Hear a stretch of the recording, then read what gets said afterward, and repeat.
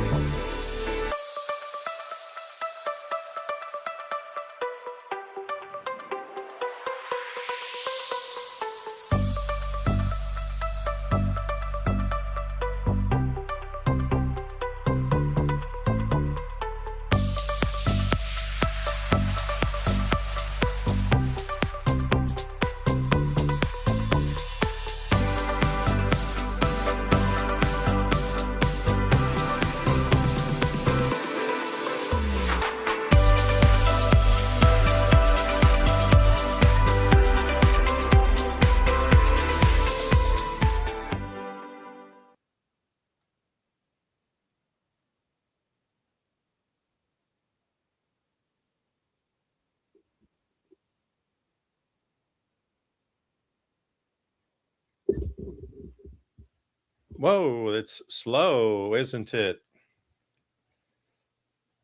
I think we are on a delay there, Ransom. Not sure what is going on with that, but that maybe I shouldn't be watching myself on the thing, eh? You look good to me, man.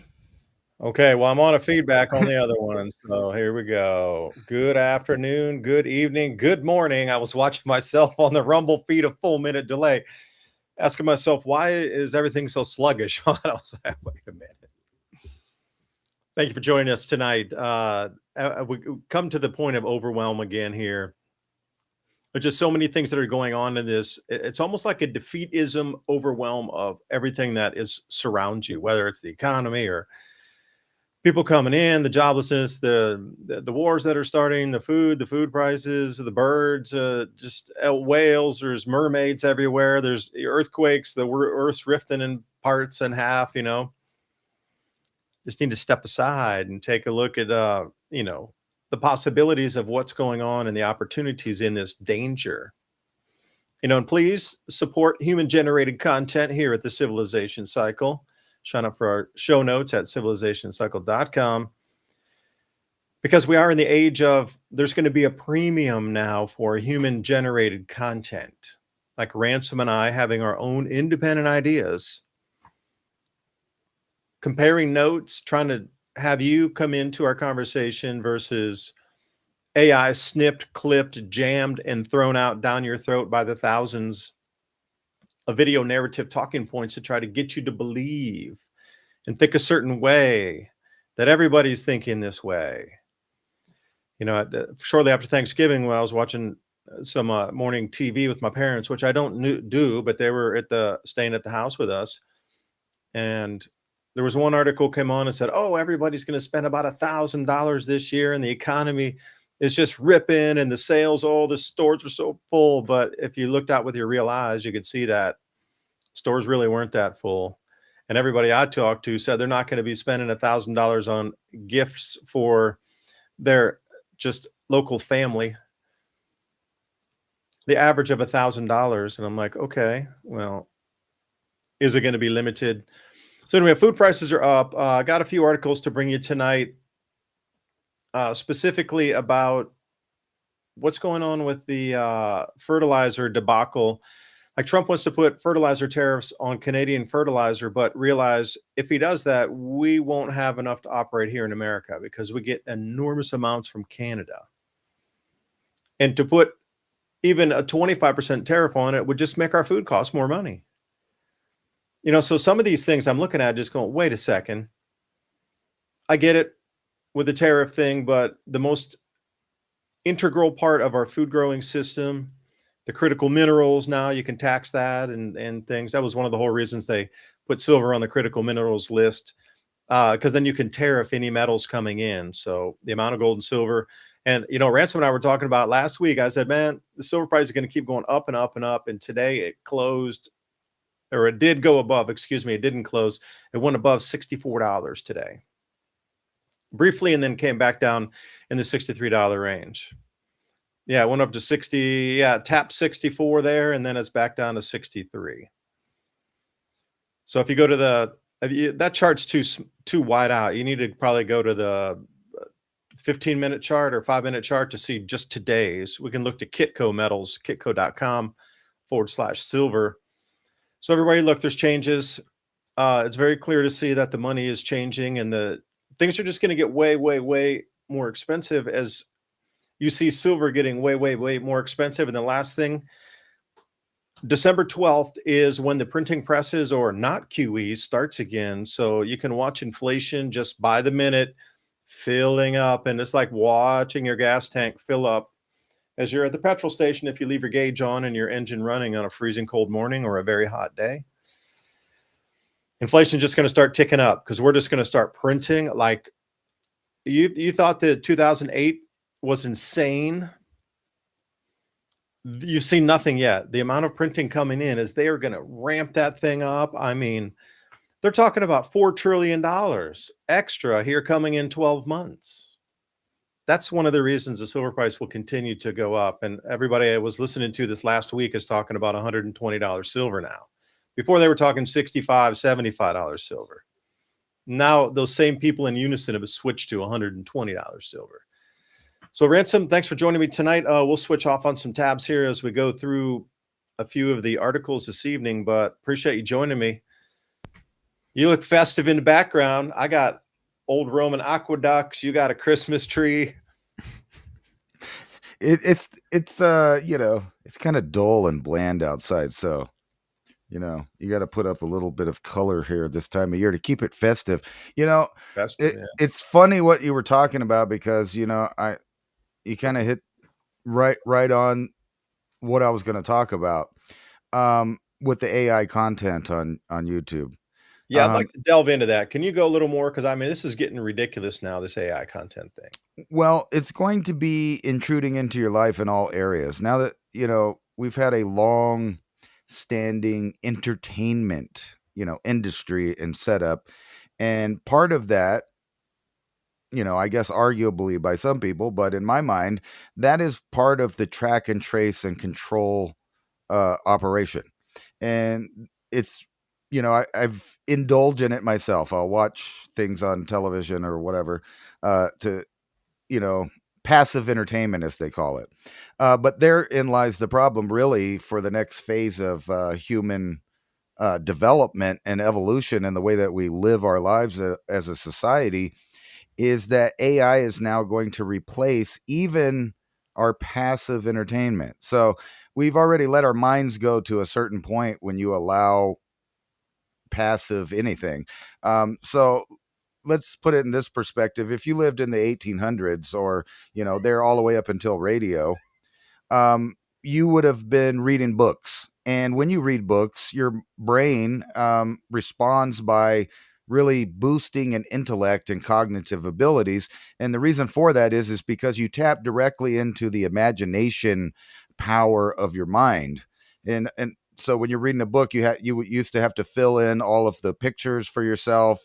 Whenever you read about an adventure or something like that about a foreign land, you had to visualize it in your head, and they usually only had like sketches. You might get lucky if there was some kind of illustration. But as times progressed, we got pictures, and then books began to have less words in them. And then we moved over to radio and television entertainment. And when we did that, we gave over this power of imagination over to a group of people that create fictitious and false imagination things. And, like I said, I'm guilty. I indulge in that. However, it's going to the next level now in the form of it's going to completely radicalize the way that people think and imagine. And it's basically the plot of Idiocracy unfolding in real time now that we can see it. It's not like a predictive thing that's going to happen in some far off future. It's happening in real time, and it's the coalescence and the mix of technology and trends when it relates to the way people think that entertainers, and trends are somehow important in their real physical day-to-day life, which obviously it's not. You have to go to work, you have to pay bills, you have to do all this. So that's just a way to go home, and they use sports to do that for a while. But now it's going to a technological level that I would consider being kind of a weapon that's aimed at human beings. And they're starting with the youth.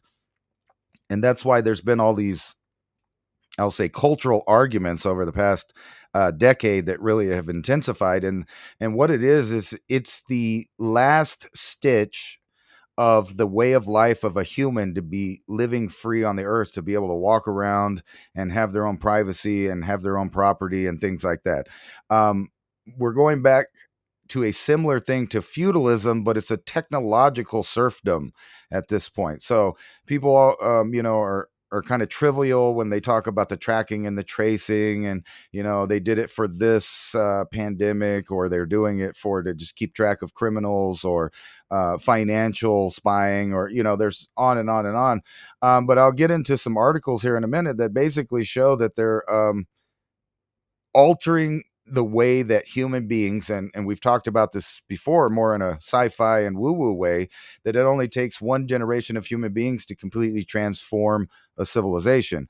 And there's a lot of ancient examples of that, from Rome up into recent times in the last World War, where people were using this idea that they didn't need you or your opinion or really anything about you. They just need your wealth, but most importantly, they need your children and their minds. And that's the way that we're going. So I know you're familiar with tablets, and the whole story about Steve Jobs, and he didn't allow his children to use the technology that he was creating, which was the tablet technology and transference of information from the internet, from artificial cyberland over. And it's a great way to learn things and everything if you use it correctly. But he knew that it rewired the brain of children. So there's been several generations now that have grown up on this technology, and now they're introducing the implant phase of the technology, from smart glasses to hearing aids to literal implants that you would put in to keep track of your health for you, because unlike your grandparents who had a little pill capsule that had the days on it, and it was up to them to be a responsible adult and figure out what their medications were and what they interacted with. We don't have that kind of society anymore. Now we have a trust the system, the AI system, and it's becoming increasingly hard to find real information without the filter of the AI being inserted into your research or what you're looking for. And now it's going to go to the level of when you watch television or play games or listen to the radio, you're not going to be listening to real people, real events, or anything. It's going to be completely computer generated. Matter of fact, the new line of video games for the major platforms came out, and they're already using that technology as predicted, where there's no intellectual property anymore, in the way that there would be some designers and programmers that would come up with a product that people would play that was fun or whatever, and they would design it with the graphics and the titles and the whole imagination. They're even taking that out of the gameplay. What they're doing is using what humans have created in the past 20 years and now giving it to AI to use as a weapon directly against us. From the time children are growing up all the way till when they're an adult, they don't know what's real. And we're already at that point. I mean, as you can see by how bizarre people are behaving that don't understand they're in that system. It's literally like the Matrix, where people do not understand that they're part of the system, but it's going on. And Disney, one of the major influencers of children since television became a thing, is now moving over to the Sora AI platform with their digital intellectual property characters. In other words, they're going to put children in front of a screen that creates all of their imagination for them, creates their opinions, creates their problem solving. All of that's going to be determined by what the kids are sucked to on these ever increasing streaming fees. And then there's a joke going out there. I've seen several joke videos about it, about like if you had Netflix when it first came out, it was a fee and you got to watch movies, but then they put commercials in it. So you had to pay a fee to get around the commercials. But then, they put more titles. And then if you really want to watch those titles without commercials, you have to pay another fee now to get, and they joke about how pretty soon, you'll mortgage your house so that you can pay your streaming devices, which is, funny that people think that those kind of things are even important in the first place. They're not, and none of it is. And a little distracted trying to get some stories up here for us. But following on that, on NBC News here, Australia launches youth social media ban and says it will be the world's first domino. Of course it will. Well, they're starting with this here. Yeah. So where does it go from here then? So as with everything, with the DACA Act over in Europe, where they want entire control of social media in Europe. So unelected bureaucrats say this is the opposite of what we think. You have to ban it totally. I mean, to zero.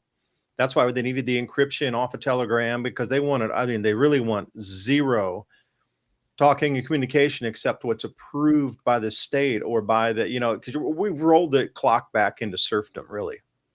Absolutely. This oligarch class, and there's no other way to describe them. They're not elected, and they're running the entire country system of Europe, 45 countries in there, as if they're kings and queens delegating to the dukes and earls to tell the legislature and the police what to do to the citizens. Complete control. Now they are trying to bring that over here. Now, hopefully, there will be more pushback. There is some now, but I think they overstepped their thing trying to go for Elon first. Yeah, they've overplayed their hand immediately, trying to think they could strong arm. Because again, if you could have taken him down first, then everybody else would have caved like a domino. So you would probably go, knowing you might lose the battle with Goliath like that. But to go there first, because if you do win that battle, then every other person beneath that realm of strength, of owning the company, telling everybody else to F off, advertisers and everything in between, I don't need your money. Remember that famous on the stage, F yourself, I don't need your money. Like there's no way to bribe 140 million. Okay, I'll take that out of my pocket. I got like 100 billion. That's my coffee money for the month. That's the way he's playing this. So to try to come at it with, there's two, these simultaneously happen in the same week, believe it or not. Australia, the same exact week that the European Union is trying to fine and shut down X. Not just in Europe, across the planet. You got to realize that they want to extinguish it even in our free speech bastion here in America, if there is still some left, agreed. But they want to extinguish that at the point here, not just try to snuff it out in Europe, but they want to come back to the seed point and break it completely, like uproot it. And then we got Australia coming out, and I don't know what you think about this. It is going to spread, because you've heard a lot of different states already here in America talking about this. Age verification for multiple different things. But if you're going to have to show ID, and again, this is the first step into the first domino to do what? Ring the bell ransom, ding, ding, ding, ding. Have to authenticate, log in, retinal scan, ID verified for every single post, every single response, every single key click. And that's really what it's about. It's not about protecting the children. It's about having everybody register like you are in China. You can't click a single mouse without being online, and also your identity associated with that online. And anybody you associate with or connect with or comment with, if it's lower than you on a social credit score, it knocks your score down. This is the ultimate. They self-police themselves tremendously because they're not going to be able to rent an apartment, you know? It's crazy.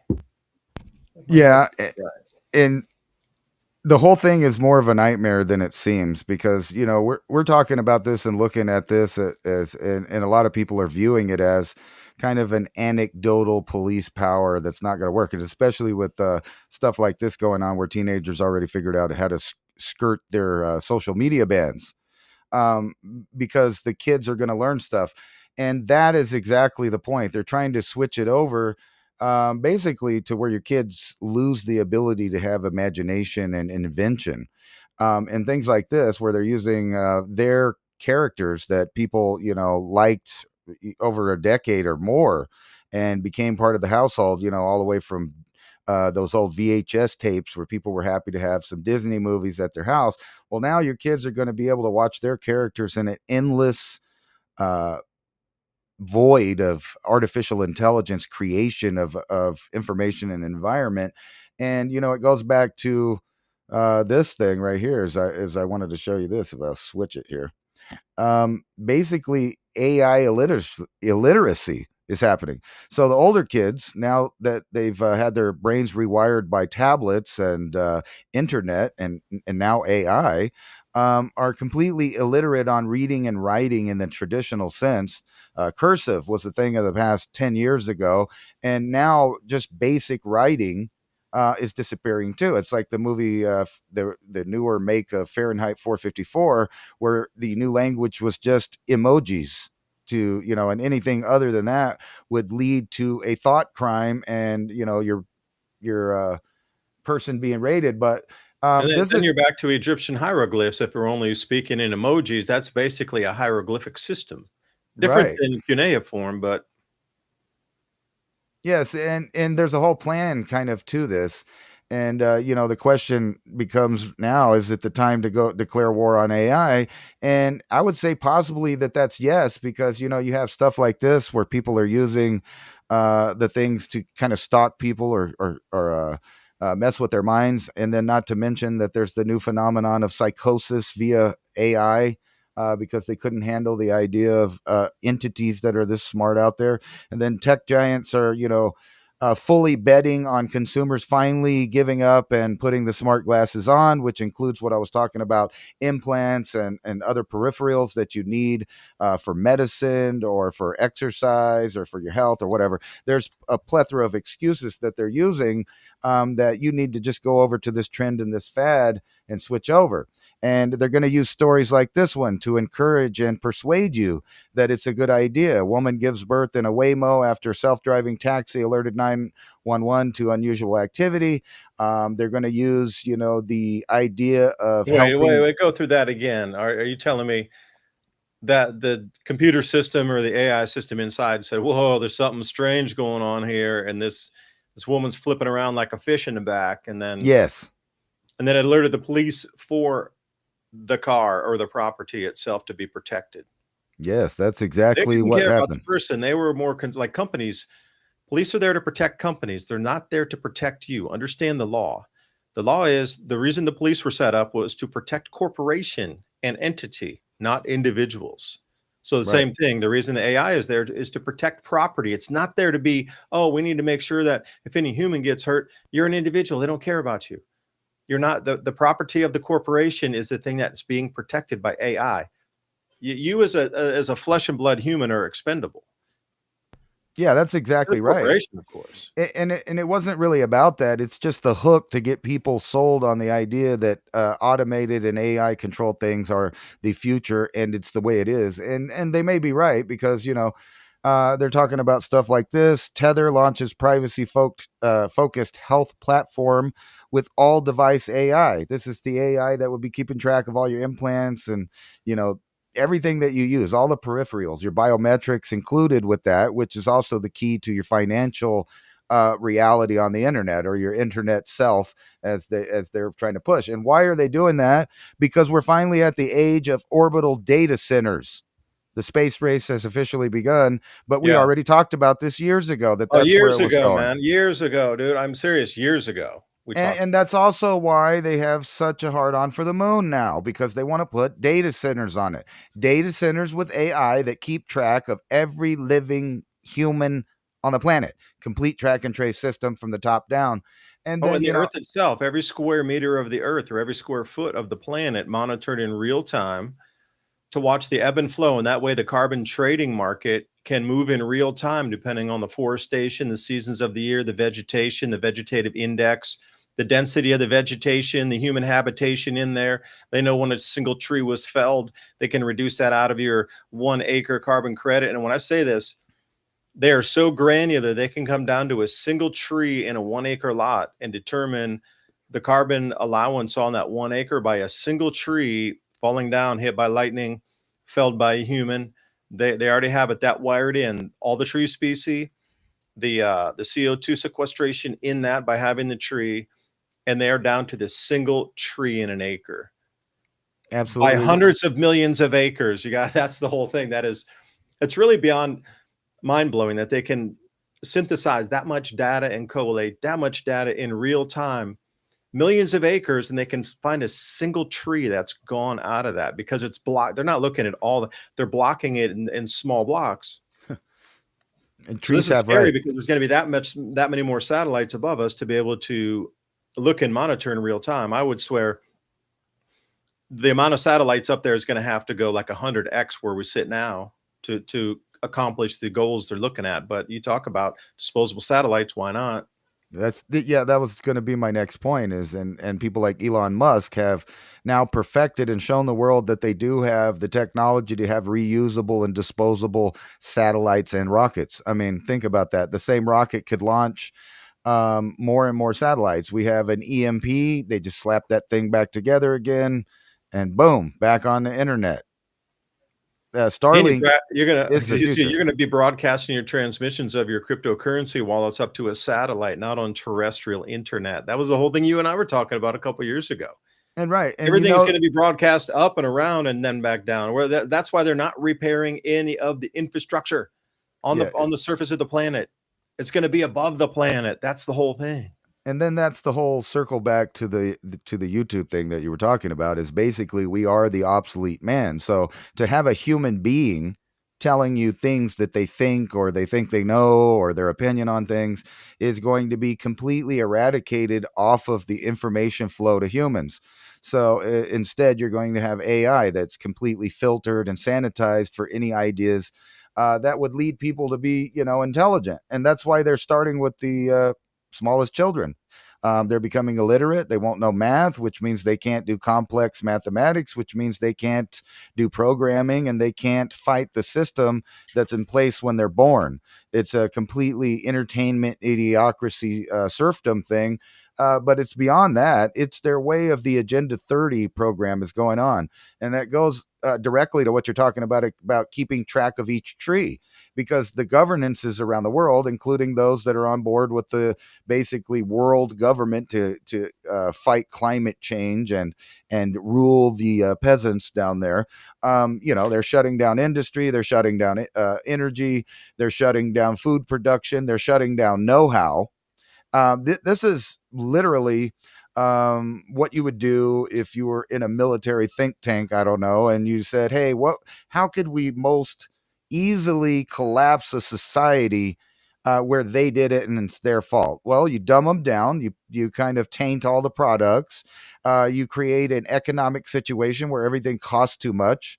And then people are like little busy ants nonstop working for that system while they're being reduced to numbers, and they're going to use this technology to do governance when it comes to, like you said, keeping track of your property. Did you build a new shed? Did you chop down some trees and use that for firewood?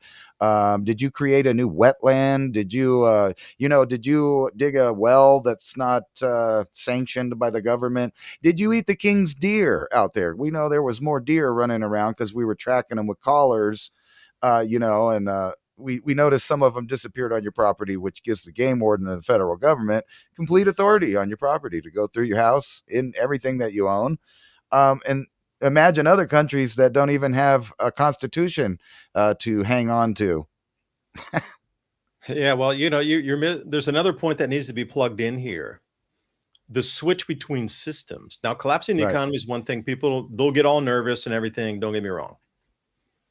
But to bring in an entirely AI system where people have forgotten there was an old system. They forgot how the old world operated, and they forgot even how the old internet operated with themselves in it. Because you have to think about in your mind right now, what was the world exactly like in 2017? It is so different and literally a mile away from where we sit today. We had to go through the COVID. We went through the deconstruction of our world and then the reconstruction into a new form that is on. Like I had an epiphany today, which I'll tell you about in a minute. But this is going to switch the shift of all AI after. So during the collapse, that's the perfect time to erase everything that's possible for you to connect to. Bring in all AI. And then as we come back into universal basic income and as the economy is starting to roll back again, you're going to have to get into all these ID systems to be able to access the funds of the new system.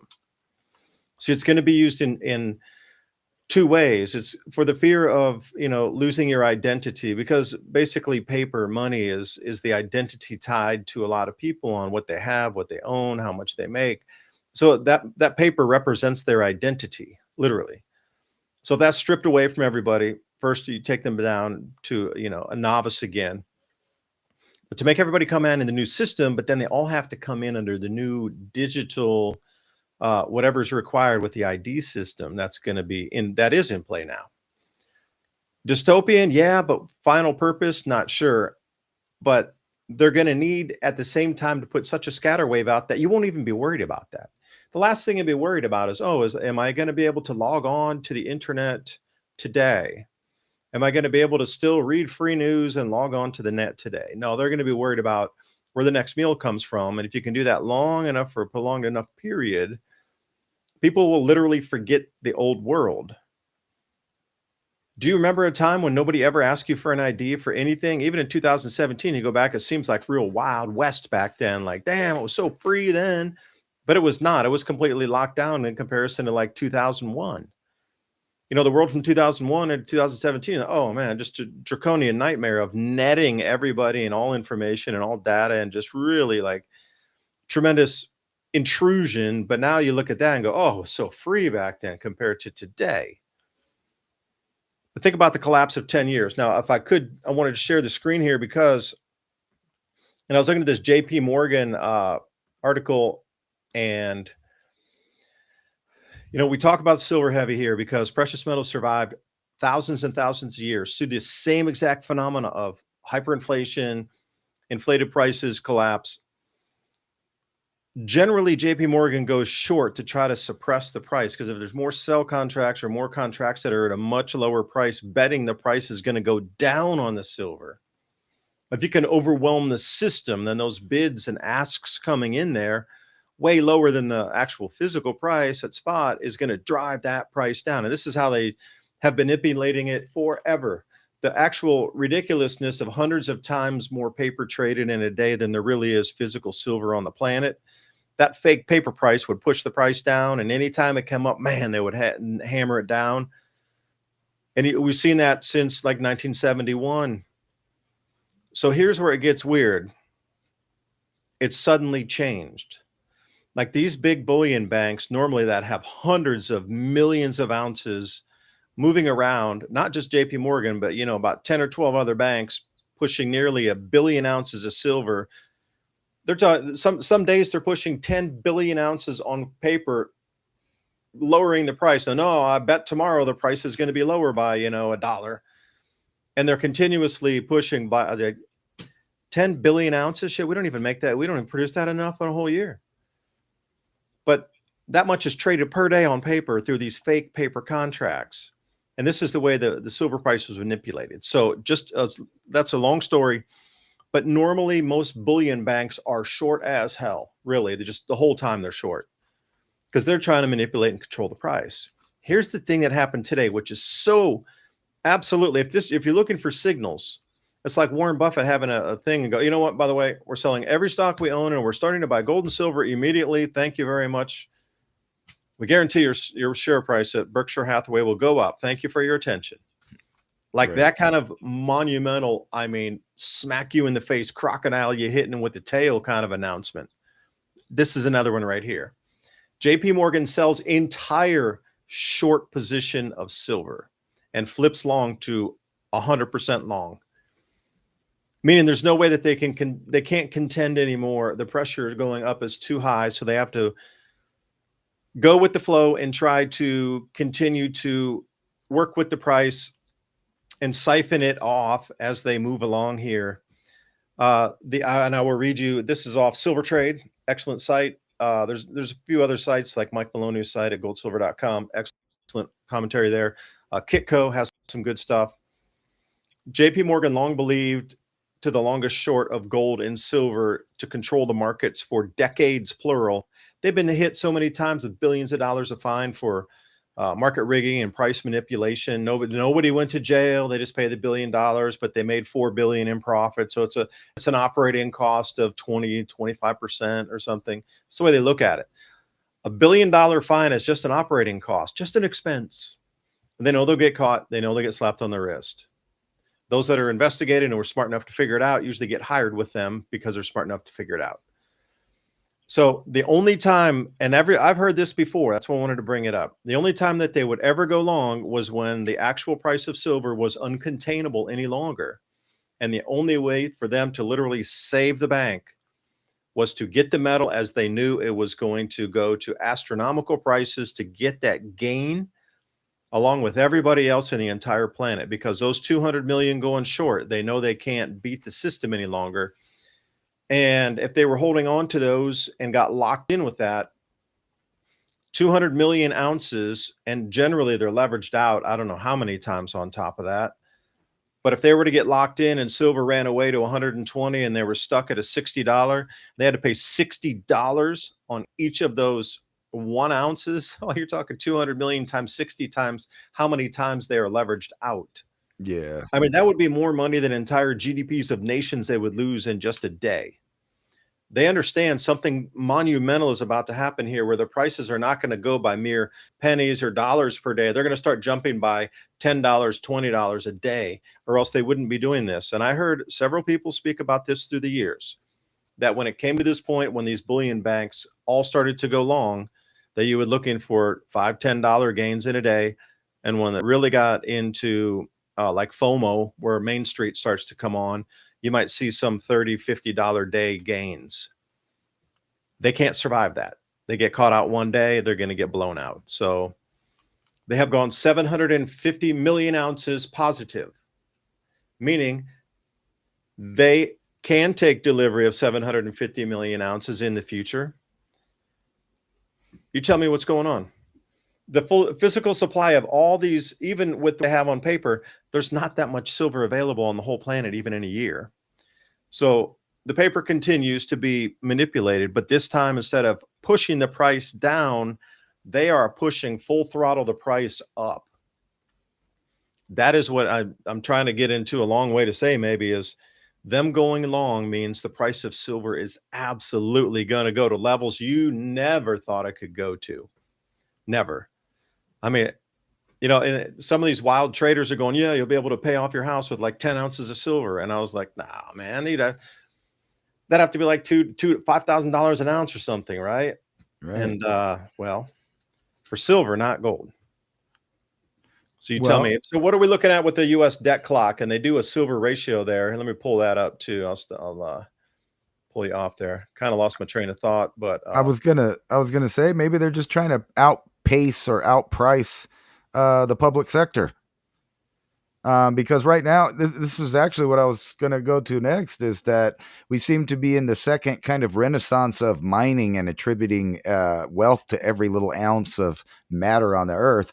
You know, especially with these rare earth elements, which, you know, gold and silver are in that group, trove of critical minerals undiscovered or uncovered, excuse me, in the Utah desert. But even more interesting than that is that countries and militaries are going over to developing small refineries for critical minerals, which could include recycling stuff that's already there, or, I don't know, getting it right off the market like copper, or, you're going to be using a lot of gold and silver for what? Technology for the next phase of things. And we're well into the Agenda 30 idea. I mean, most of what they really had planned is happening. And the thing about the ID, which is funny about that, I went today for a eye appointment to get a prescription because, I'm getting a little older and my eyesight ain't what it once was. And they required an ID just to get my eyes checked. You're talking about all these No, you're things. kidding. Yes. And I was like, I just kept thinking, whatever, but why in the world would you need my identification? And funnily enough, they had one of those, license plate and facial recognition readers outside in their parking lot, also on the road right there. So those things are everywhere. So we're just about to jump over into the Agenda 30 whole thing, which if you go read it, what's one of the major things that they wanted to do there is not only digitize, track, and trace every single animal, plant, and human on the planet, but a massive population reduction. And we're about to have that. And all signs point to it's just a case of when and where and what's the trigger for it to basically go off. We now see European countries referring to us as adversaries because we're cutting off Ukraine funding. So it's getting pretty weird. And then I'm sure you saw the them grabbing the oil refineries and tankers there in Venezuela. And they're going to float those tankers back over to the U.S. And then Trump also saying that we shouldn't not expect strikes in Colombia, Venezuela, and Mexico. So we're just adding to the area of, doubt here. Meanwhile, they're collecting all the goodies off the earth. Yeah, that's what I'm saying. I had written a note to myself. The Great Reset is nothing more than harvesting condensing all the assets that would be destroyed in this whole natural reduction anyway. So you look at the Great Reset, it's not targeted against you personally. They're just trying to harvest all the wealth off the planet because it would be destroyed anyway due to these cycles that we're heading into. So don't take it personally. I mean, yeah, do, but I mean, it's not, there's something way larger and way bigger than that. Just, they're targeting me. So here you go. I wanted to bring this up. This is your gold and silver, and we'll look at national debt. What was the last number you remember there, Ransom, of the national debt? 37 something trillion when we brought it on the show last time? I think so. We'll take a look at that in a second. But if you follow my cursor right there, which you can't because I'm on the wrong page. So if you look right here, dollar to silver ratio now, $1,163. So if we were to take all, all the debt that was out there and then converted over into what was owed on our national debt, and we were going to pay it off with silver, and all the existing silver, even the shit that's in your like cutlery and thing, all the silver that we know about would come out to this price per ounce, and that includes your grandma's old silver. So don't think of it as it's way different than that. They're trying to add in things that shouldn't be. So this should be far, far higher because you're not going to pull out grandma's cutlery and like sell it. You know what I mean? So the dollar per ounce. As high as some people said as high as 40,000 to reset on this, but here you're almost near 10,000. But I wanted to show you the paper to silver ratio. So currently, as I was saying with JP Morgan, they have 357 ounces or 357 ounces on paper for each one physical ounce that's available anywhere. Right. So those paper contracts are at least 357 as they know of, but there's far deeper rehypothecation and these sort of things. And then there's dark pools for funding and liquidity out there. That doesn't count in all this. So just put that in perspective. On paper, there's almost 400 ounces of silver pledged to the world when there's really only one physical ounce. This is what's starting to break right now. Like in the future, we talked about this last show, there's going to be a price point at which I don't care what it is, people won't sell it. And then unless you give an extremely generous bid and offer something else that somebody needs, then they will trade you that. But it is really going to become quite expensive for an ounce of silver. But again, everything else you buy will become expensive as well. Right. But a little bit better news for today, the gold to silver or the gold to paper ratio has declined from about 143 to 141 for 1 ounce. So there's 141 paper contracts out there for every real physical 1 ounce of gold. That's declined actually. So 357's been, it's been like that for quite some time on the ratio of paper to silver. So to answer the glaring question, where are we? Where are we? Who bet at it? 38. Da-da-da-da. It's already gone up more than half a trillion dollars in the last 2 weeks since we looked at this clock. Right, and it's already close enough to almost round up there. That is insane. You know, when was the last time we looked at this debt clock? Like 2 or 3 weeks ago. Because I remember when we were looking at the SDO, at the solar, at the CME that was coming off, we were looking at this debt clock too. Yeah, and that's not very long ago. to most of the public, this is just what is this? This doesn't matter. What is that? They don't even get what it is, though. You know, I'm saying for the average American, they're not thinking about the national debt. If you showed them this, that's just the hieroglyphics. Where's the emoji that says, you know, broke? I don't know. Here's for the whole year. They're expecting another $1.7 trillion for the year. So the future USA Treasury dollars, they're counting it for you. So this is an interesting thing that popped up. Whoa, where'd it go? There it is. Wealth-based, debt-free, non-interest-bearing money issued by the U.S. Treasury. We call that coinage, like gold and silver coinage, copper coinage. 1862, President Lincoln issued $450 million directly from the U.S. Treasury, debt-free, interest-free notes known as greenbacks. There was no debt with that. So think of we worked on an entire system where our country survived on tariffs from others. There was zero income tax before 1913, you understand. We still had roads. There was electric being put in. You know, there was running water. There were cities and things. Prior to that, so think about the world in 1912. Not as advanced as today, but like New York City was up and absolutely running. It was like a bustling hub. Boston, Savannah, right. You know, Florida was coming in. All the ports were banging, you know, and still they were running the entire country with no income tax. Yeah. On June 4th, 1963, President Kennedy signed Executive Order 11110, issuing $4.3 billion directly from the Treasury, bypassing the Federal Reserve. These debt-free notes were known as silver certificates, and I used to collect those as a kid.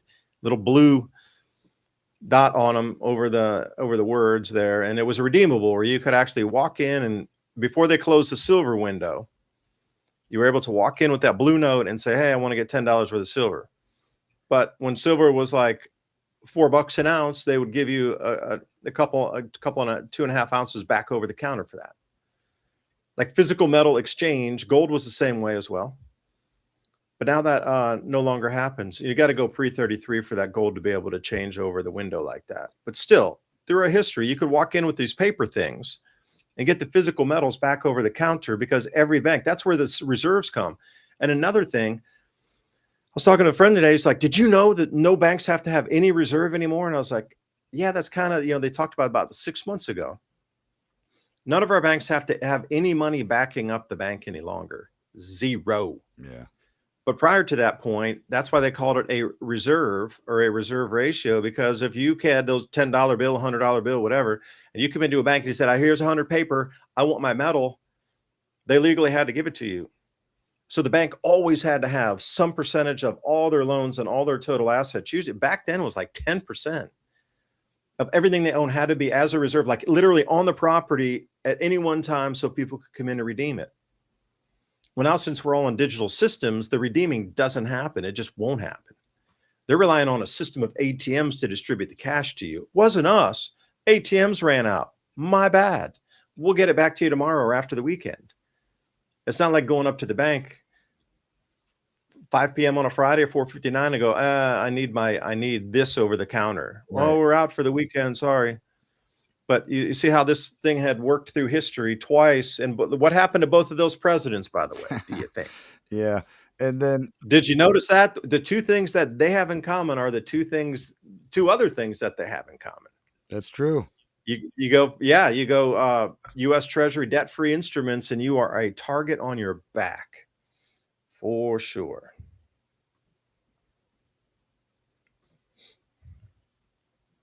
Yeah, I think a lot of that is, they have these little programs that try to prevent the public from ever attaining or getting enough of that to be an actual power or decider with any of the currency as it is, and they've milked it over time. So, like, very little amounts of regular people have silver or gold, and when they do, it's kind of minuscule compared to the power of the other people that own the massive amounts. Um, yeah, and we still don't know Like, really how wait a much is second, out Ransom, there. can I hold you? Well, in your opinion, like, what's a large silver holding for an individual, like in terms of ounces? I would think at least a pound. A troy pound, what's that? 12 ounces, Like right? 14 ounces. 16 ounces. 14, I think. Troy ounce. Or Yeah, I 12. think it's No, it's 16 12. ounces to a pound. I'm sorry, it's 12 ounces. That's 12 inches to a foot, No, man. it's a troy ounce there. Yeah. Oh, if it's troy ounce, it's 32. It's almost, yeah, 32.8 grams, I think, or 33 grams. You want to round it off. Yes. A troy pound is 12 ounces. Yes. 333 grams. Then what's 16 That's ounces? our regular royal foot and pound system, but they never use that for monetary for silver and gold. It's by troy, which is a few ounces short of a pound there. And I believe the troy ounce is also a different measurement system. It is, because if you look at a troy ounce, the number of grams, like if you look it up in grams, if you're over in Europe, they're selling everything. But even in England, if you look at the different weights and measure system on the troy ounce versus what you can, like, the regular, what we consider ounce being used out, it's a little bit different. It's about 3.5 grams different, which is about 10% on that. Yeah. Yeah, that Usually, makes if you look at the back of a silver round, it says 1 ounce. One right. troy ounce. So what are you seeing on your measurements there? Yeah. So if you, because of that, you get a 31.1 gram ounce instead of a 28 gram ounce because you're on a different measurement system. Yeah, and especially if we go on kilos too, then you come into what? How many ounces? 35 or 32 ounces when you come into a kilo.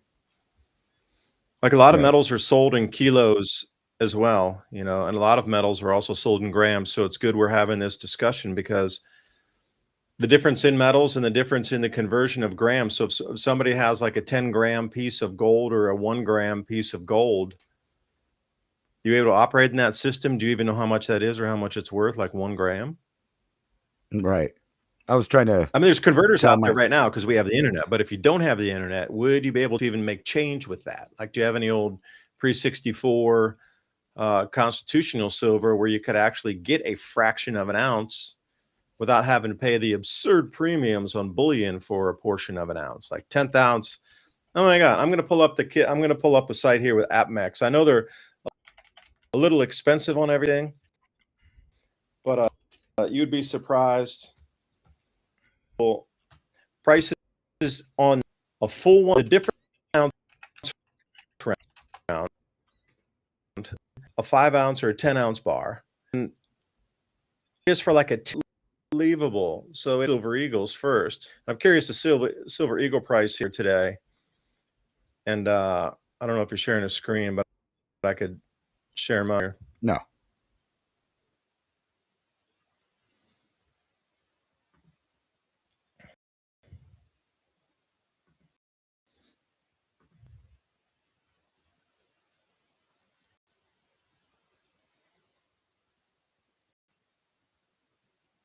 Ransom, can you hear me?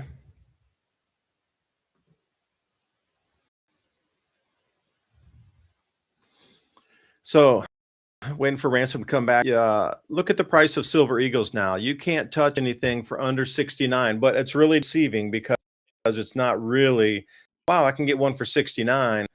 Let me click on to the actual fine details.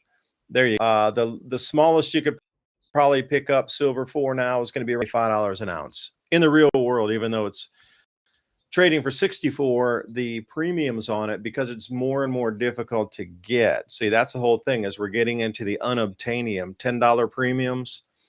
So what you're looking at is the price. This is an American issued, government issued mint coin here, Walking Liberties. So $74 for that. Now, do look into silver. I want to go down into by the weights here, and you can do that. You can just trace through your own stuff. Get Right. down into like the 1/10 ounce. Let me find it here. We 1/10. were we were sitting around here the other day with my son, and I was asking him how many, have you figured out the formula? And he was like, what? And I said, of how many of them quarters, them silver what is it, 63 quarters, take to make a pound, or how many half dollars does it take to make a pound? So he wrote it down. He figured it out. I think it was like, so if you got some of that old money that's not even pure silver, it's like, what is it like? I think this says 90% silver if they were pre 1965, half dollars, and then you got the 60% Yeah, quarters, 365 was right? So 1964. Yeah. with 37 points, you a pound of silver. So it'd be like a little stack of 37 coins. When you Yeah, and if see you look it, at it's that, so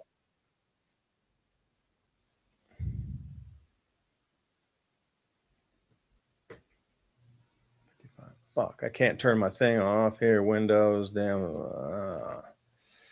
Microsoft. No, I got to get this thing turned off. It started back on me again on me, and then I'm like, this Teams thing is killing me. Terrible. Get off there, Teams. All right. So the point being, you saw that it was $70 per ounce, pretty much for the Liberty rounds, right? Walking Liberty. So right. look at this. This is a 10th ounce piece. And if you'll notice, it's $11.84 for a 10th ounce piece. Now, these are, private mints, because U.S. government doesn't mint this. They want ounce ones, right? So if you're going to buy a 10th of an ounce piece, you have to pay at least what's almost $112 for that. Wow. For 10 of those 1/10 ounce rounds, it still equals 1 ounce. 10 of those equals 1 ounce. Or you can buy 1 ounce for $74, or you can get 1 ounce for $112. That is the premium on these 10th ounce pieces. But if you go to the constitutional silver and you get those quarters, as you were talking about, or those dimes, they're nearly the same equivalent. If you look at for example, that Liberty, if you get the actual real dime, Liberty dime, it's very close to a 10th of an ounce. Yeah, and if you got those original Liberty dollars, what's it, like 17 of them? You got a pound. Yep. And to see the premiums on this constitutional silver compared to the premiums on these 10th ounce coins are incredibly ridiculous. Incredibly ridiculous. Let's see. Yeah, don't go melt them yet. It's still going to go up and up for a while. So, if you have a bunch of those older coins too, man, just hold on to them. Yeah. And again, there's quite a few. AppMax is a little more expensive, and I kind of come through here and pick around and see what there is here in terms of. All right, so they call it junk silver still, so 90%. And let's see what they got here. So you can get a roll of those Mercury dimes for about $230. And let's see and it'll give you so that whole roll here.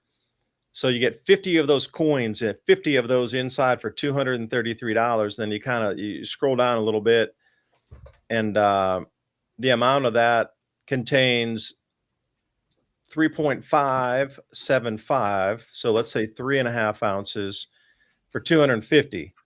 But you realize that those dimes are nearly equivalent with a 10th ounce of silver in that. So, when you're starting to take a look at, all right, it's not going to be exact, obviously. But can you make change with it is the question. That is the whole question. And you could do this in a much cheaper way, just saying. And if you're going to be looking out that way for, do you want to pay there'd be $336 for something you just could have bought for $233. So when you're starting to look at these different prices on here, what is it with the old money too? It's cool to have that old money. And then you said dimes and, quarters, half dollars. Right. And dollars. Yeah. And the silver dollars. I think that's 7/10 of an ounce in a silver dollar. But still, the prices on that stuff is way cheaper than buying the bullion. And these are actually more recognized, or, as recognized as anything else. So $5 in face value. Yeah. I thought it came across these things, and I couldn't figure out why my grandparents were saving these right here, because they don't say that they're silver, but we found out they were about, I think it was 70% silver. They're the old Olympic coins. These are from Germany in 1972, I think it is. yeah, But those did have silver in them, didn't they?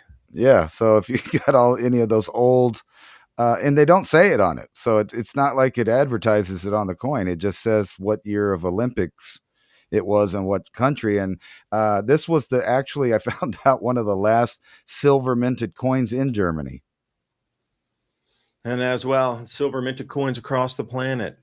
It's from There has to be some countries that are still minting silver into their coins. I wonder, it's probably like Dubai or somewhere in there. the Deutsche Bank. Deutsche Bank. Yeah, well, all these sovereign coins are still minted by the government. I'm just, I mean, what do you think the eagle or the maple leaf is coming from? That's a Royal Canadian Mint. How about the kangaroo or whatever? That's a Perth Royal Mint. There's the Queen. The Queen, hello. You give me a cup of tea. Maybe I could put my silver round in your cup of tea and create colloidal silver. Yeah, a lot of countries. I need to charge off your ethereal antennas in the castle, and I shall create colloidal silver. Right. On to the break. Thank you so much 9 for o'clock. staying with us for the first hour here. We're going to be right back. I wanted to continue the conversation on, how do you feel that this metals thing is going to move? Because it's going to be the defining moment of our world moving forward. I really believe we're coming into a defining moment on this will separate the planet and the individuals in it. We'll be right back. 'Tis the season for stocking stuffers. The holidays are upon us. The gifts. What are you thinking about giving to others?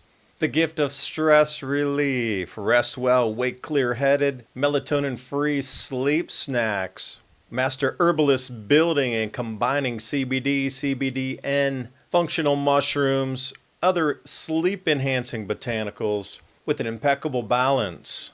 One of the greatest natural sleep aids currently available. How about CBD topicals, an effective way of harnessing the power of CBD and CBDA? Full Spectrum has benefits for inflammation and soreness on your skin. Lip balms, body balms, and body creams. What better gift to give relief? Don't forget your pet CBD. Chicken flavor Full Spectrum for dogs and cats. Gotta keep those little critters happy. Immune support, no problem, got you covered. Aptogenic mushrooms, herbs, and other soothing ingredients help you feel healthy and vital when you need it most. And for these focus gummies, check out the ingredients: tapioca syrup, beet sugar, real grape puree, none of the chemicals we're used to seeing, pure and natural. Sleep gummies, stress gummies, blueberry lemon flavor. Fall asleep faster. Stay asleep as long as your alarm setting will allow you, and wake up refreshed, ready to thrive. Blueberry lemon flavor. And if you're not into the gummies, Full Spectrum soft gel capsules. Tasteless CBN capsules delivering all the efficacy of these plant-based compounds in their most portable form yet. It goes where you go. Not a fan of capsules? Got the ultra pure tinctures for you. Delivering a fast, truly impressive range of therapeutic possibilities, from soothing stress to easing aches and pains to help finding deeper sleep. One of the easiest, most convenient ways to access it? Through CBD tinctures. Have it with your coffee in the morning or on the go as you're starting your day. HempLucid.com, bringing you everything you need for a Merry Christmas and Happy New Year. Everything you've seen here and more is 50% off site-wide on Hemp Lucid's holiday sale. Please support Hemp Lucid, because by supporting Hemp Lucid, you are supporting us at the Civilization Cycle podcast, and you're actually supporting your health and yourself. Remember, that's 50% off site-wide here at Hemp Lucid for their holiday sale. Click on that link in the description box below the video, or tell them that the Civilization Cycle guys sent you by. Please remember to sign up for our show notes. With Civilization Cycle podcast, you can learn what to expect as society resets. Agriculture, economy, tech, and history all have mappable cycles, and these cycles affect every aspect of our lives. We can navigate the chaos and thrive together with up-to-date news and information. Also, if you like the content we have here on Civilization Cycle, think about fueling the discussions and the show by buying us a coffee at buymeacoffee.com/Civilization Cycle. And thank you for all the support.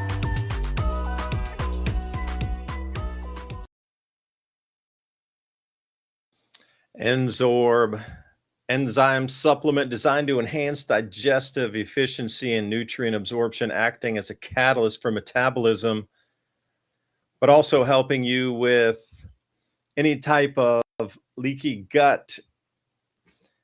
It absorbs, it helps you absorb your food and bring as much nutrition into your body as you possibly can. Helps energize from the inside, and also Protovite Plus, 100 nutrients, 1 pack. And Protovite Plus, super antioxidant protection, making it ideal for individuals looking to boost their immune health. So many people are trying to do that at the end of the year here. People getting sick, a lot of people feeling off, but at the same time, you're eating incredible amounts of foods that you don't normally eat during the holiday season, and you have digestive issues, or sometimes it just something just doesn't agree with you, and boom, you'll have some sort of allergy or skin outbreak. These two right here are what you need to get you through the rest of the holidays, because people just buy anything off the store shelves, and if you can't digest it and it's affecting your body and you're having a reaction to it, that means that it's so not natural that you really need something to help you digest that or get it out of your system.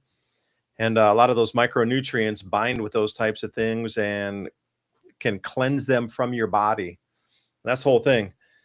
What's happening with our food supply these days, and that is Victory Nutrition International, VNI.life/civilization. Quality products. We bring you quality products every single week. Please support Victory Nutrition International as well. That'll support the Civilization Cycle podcast channel here. We only put on products that we believe in, and I love their products. I have it in the morning, Protovite Plus, get me up. I can wake up with that. If I'm feeling off a little bit with the belly, Protovite, Enzorb, and also, their hydration during the summertime, and they have a whole range of things. They even have some nootropics that I grind into when I'm working on a long day. Protovite Plus. All those links are in the description box, including many ways to support the podcast here. Things are getting a little stickier, and we have running costs. So thank you for your support, especially coming into the end of the year here. So coming into the second hour, I did want to show you the forecast here for the temperature anomalies. There's some extreme cold coming to the U.S., lower 48, depends where you sit. And I wanted to run through a couple charts with you just real quick here. We can geek out on some sun, and also a little bit of weather forecasting. So where you sit today, that cold is going to start drifting further south here in the next day or so quickly. So as we come through, and these are going to be marching on in 12-hour or 6-hour frames, and you can see the cold starting to come in here. It's literally off the charts, and I did an entire video about how far off the charts it's going to go. And this has moved slightly because, as you see in the southeast U.S., I'm way down here and way at Tennessee at the border down there with Georgia. We're expecting like 10-degree Fahrenheit temperatures over the next few days. Not normal for this time of the year. And it stays around for at least 2 to 3 days. And here's the strange thing. After that, it warms up to the 50s and 60s after this passes over. Look at the heat that's coming. They're talking about 65-degree temperatures at Christmas here after we had something that was 10 degrees Fahrenheit. But the thing is that blistering cold is going to follow after. And it's going to dig much deeper down into the U.S. That entire northern hemisphere here comes the front. And it is going to, once this heat goes out of the way, like I say, right around December, anywhere in the southeast U.S., you're going to think you're in the middle of spring. It's going to be those types of temperatures. Now, the weather front ferocious coming through as it does progress. Oh, the European models show it a couple more days out. This really starts to just come like almost straight south toward Texas. So we're going to get into another yet deep freeze We can come back on that. Don't need to look at it. But what can you say? Get ready, I guess, is the thing.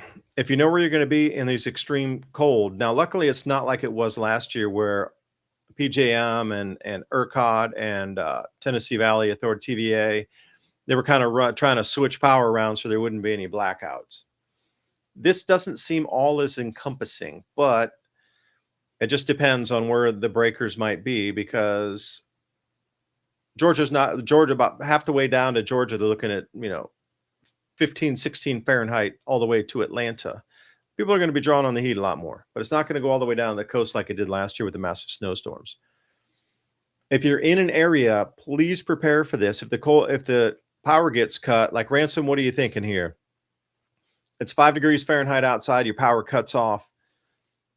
How long do you think before your house starts to get cold? Before you really need to start thinking about warming up your room to get through the rest of the night or the day, or start to think that direction, knowing that some of these power outages lasted for 1 to 3 to 7 to 10 days. Like, you just don't know. That's another psychological thing. That's why you need to have radios or something around so you can get some ideas of the emergency systems. Like, when is your power coming? Is it just that one pole down the road, or is it a full grid down where we're going to be down here for a week? 5 degrees Fahrenheit for a full week. What are you doing in your house? Well, first, I guess I'd, bypass the electricity that makes the gas work and have my central heat up my house. But after that, Gore-Tex. That's what you need. You need a Gore-Tex suit. I've been in extreme temperatures with the Gore-Tex suit, one that was only just waterproof. And with the clothing I had underneath it, I was hot. I was literally hot and had to open it up. And if it gets even colder where it's like causing frostbite with the wind and stuff, you just put on a mask and there you go. I mean, that's the simplest but direct route. But then, you got kids and elderly people, and everybody's not going to have a Gore-Tex suit. So you'll be one of the few people that can possibly aid other people and, just walk around in it, bring them some of those, I forgot what they're called, but the little bars that start right away. There's all kinds of fire starters that you should have.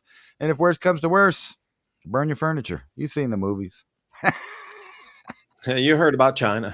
Yeah, and everybody out there, there's dry wood inside every log. Right. You just have to strip the bark off and get down into that inner dry wood, and you can actually have a fire just shaving that off to at least start it. Because once you get that fire going, it'll dehydrate the other stuff that's trying to burn by itself with the heat, right? You just need to get it going. And you can put wet wood on top of a real hot burning fire, and it'll just, and then it's gone and it'll burn too. I forgot to. But a lot of people don't even know, like, you can't light the wood. Well, scrape the wet bark off of it. Damn it, man. Let me clarify. When I say Gore-Tex suit, I'm including a pair of thermal and Gore-Tex boots and some good gloves. So, without those parts, the other part doesn't work. Yeah, it's kind of like a dry suit, right? Yeah. It's Stay great dry, to have a dry stay suit warm. on diving, but you need the booties and the hood to go with it. Yeah, I myself go out of my way to make sure that I have a good pair of military spec Gore-Tex and thermal insulated boots. Yeah, these cycles seem to come around. I wanted to show you this site that I found just earlier today as I was moving around through the web. This one is called the Collector, and I didn't really know. And I was chasing down a story about the Romans and what would have caused them to have all their gladiator fights. So, why did the Roman gladiators end the games? So I came to this site and I was like, that's a pretty interesting site. They got stuff on cuneiform text. They got things on different fights and different areas around the planet. So when you're diving in here, they do come to talk about deeper thoughts, especially the 9 dark and dangerous goddesses from around the world. Like, I didn't get into this. Well, they got the Enuma Elish as well there. So here are the sinister female goddesses. Like, this is the kind of content they got. And then Mesopotamian gods, we'll dig into that. That middle one there, I actually have some HD video of that one in the center there because I saw it in person in Mexico City there. They had it at the Museum for Anthropology and Natural History or whatever it is for Mexico. Oh, they did. All right. So check these out. We're gonna dive through. This is a cylinder seal, obviously, before. So Tiamat, ancient Mesopotamia. So if any of you know what Tiamat is, it's supposedly Nibiru that crashed into Mars, which might be the representation of that long serpent was that comet tail coming in that they could see collided with one of their gods, which would have been a planet. So, metaphorically, you're looking back in the past here. So the story does, if you're looking at the creation stories coming out of cuneiform tablets, some of it's Sitchin work as well, translated. Some of them say there was a mistranslation at points on that. But just go with me on this. Tiamat was a planet between Mars and here on Earth. There was another planet in an orbit around it, but Nibiru came in, crashed into Tiamat, which is now our Earth. It's Earth. well, the belt. Well, it's the belt, the comet belt. No, that's the shattered bracelet. The shattered, yeah. Tiamat is Earth before it was Earth. It's the water planet that Nibiru hits and steals all of its moons and leaves behind Kingsu, which is our moon. Yeah, but what did it do? It also smashed into Mars and caused that electrical scarring at the same time. Yeah. Well, it's supposedly even Nibiru was responsible for even Neptune bowing and all of that. So you got some strange artifacts out there, like planets with moons going in retrograde to its spin and things like that. Especially with Uranus, Neptune, and Jupiter and Saturn. They have just weird stuff going on. There is indication that some large body moved through our solar system at one time.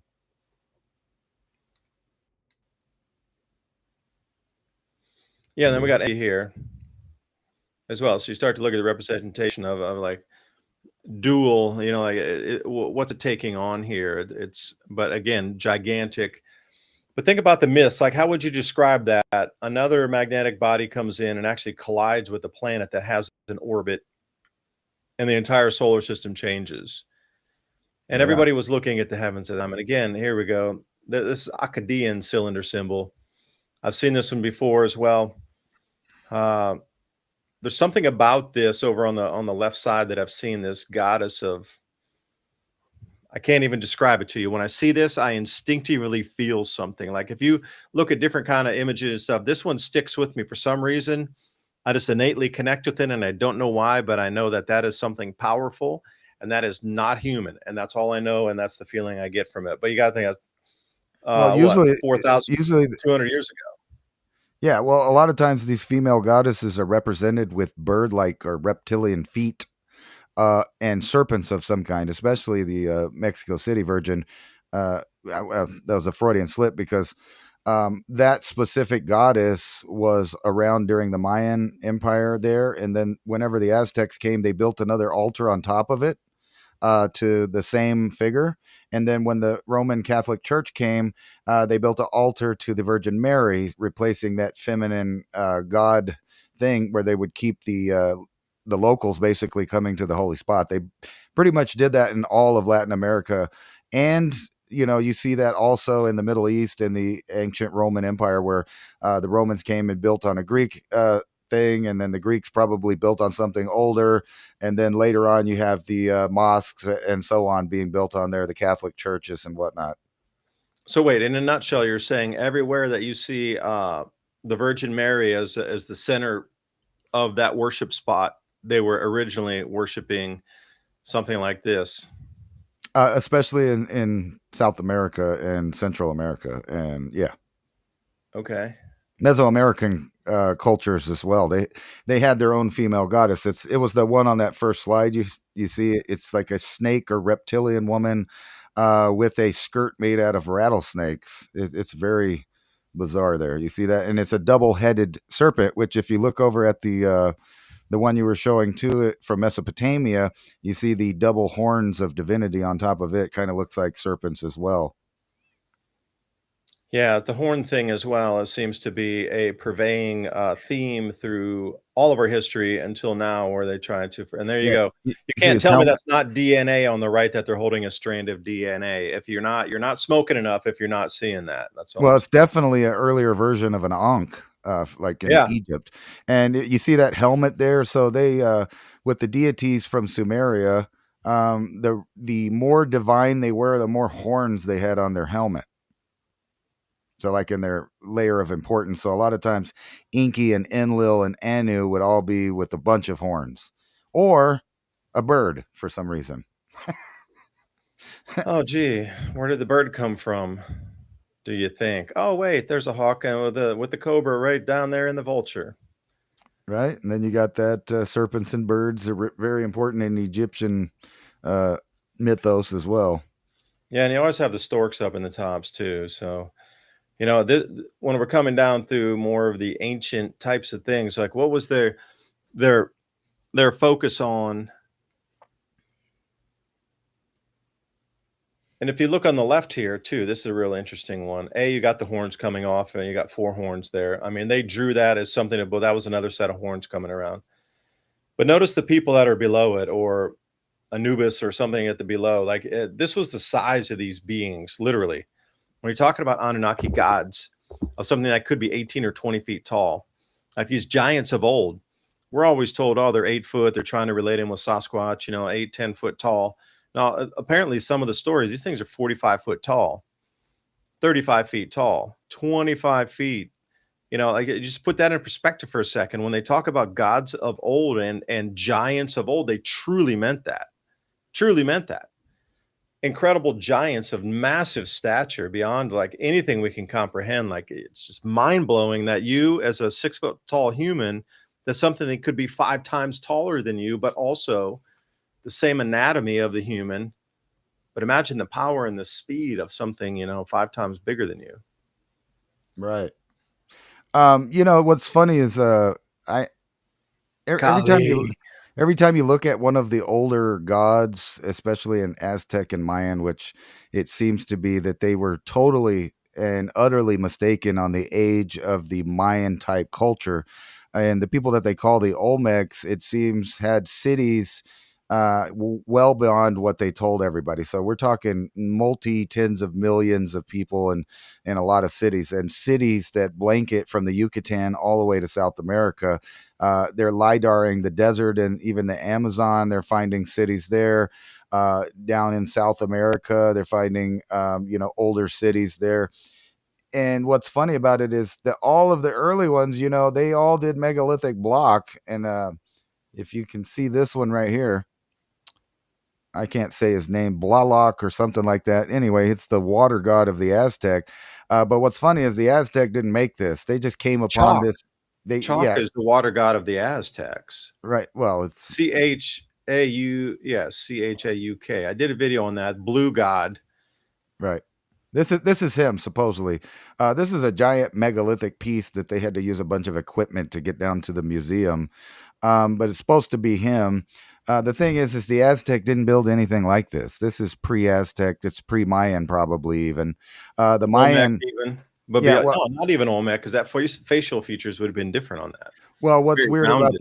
about the Olmec, I actually have a lot of examples of Olmec versus other artifacts. And so a lot of stuff attributed to Olmec are just random civilizations from South America, Central America, and North America that they squeezed into this unknown civilization.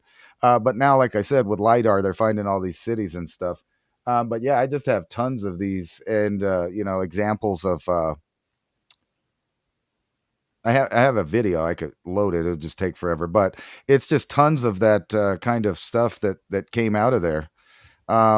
They had a massive civilization, and it ended, and then recycled and ended again. And they're trying to tell people that it just wasn't that old. It was old. So let me share this tab instead with you. It is incredibly old. These things that we're told are not old are probably thousands of years older than really given time to. So what I was, staying on the same theme here, how did the ancient Greeks and Romans conduct banking? So what do you see front and center here again? Gold and silver coinage. But to put a point here, you could grab that coin right there and it would be, forget the antique value on it. The silver coin, the silver weight on that would be just as valuable today to buy or purchase something as it was back then. You're just getting the antiquity value on it. Otherwise, the weight in there of, like, let's say, 1 1/10 of an ounce of silver in there would be equivalent to 1/10 of an ounce of silver today. The purchase price and everything with it would be exactly the same because the metal is exactly the same and it carries that value through history. Although these are more valuable because, you know, they were used in older culture. But in a pinch, silver is silver. And that's the whole thing about it. Saw some old Parthenon pictures from the early 1600s, and it did not look like that. And they were firebombing it, and they had these giant things on what are those catapults that were destroying it. And I got to find that photo. It was in a recent video, but it looked nothing like that. It had just incredible amounts of ornaments across it, and there's a building missing from behind it, completely destroyed. There were 2 buildings up there. Right. Like some of these things, yeah. And you look old coinage here. So take it over, Ransom. The deer has got you. Yeah, again, the horns. What is all about the horns? It's a sign of divinity, allegedly. You know, what's funny about that is we know at that time and multiple time periods, that's what they were doing, is scouring the earth for resources. And now we're seeing that in a technological sense. And if you've ever watched one of those strip mining operations, or, you know, when they got that giant, amounts to a giant earth saw that has, you know, like 20 buckets on a giant wheel, and it's just stripping along the earth, you see how different what was going on back then compared to now. So we're ready to strip it and move into a technological, advanced, spacefaring civilization. But the problem is they're going to leave the populace dwindling and behind in the dust because they don't want to share their empire. Yeah, they don't, do they? So what about a forgotten Irish kingdom in a dark age? You know, something like this. They don't want to share the kingdom, and they never will. They never have. This system that we are seeing here has been time immemorial. You got to think about it. There were kings and queens from every single segment of society. If you trace it back even to the Sumerians, there were only a handful of ruler gods that controlled the gold and the silver. Everybody else built cities for them. Everybody else was a slave. You know, it's been like that since the beginning. And there's always been this like little core pocket of those that have continued to carry the money down and the wealth and the laws and the knowledge through the centuries. You know, and what are the same people are in control still.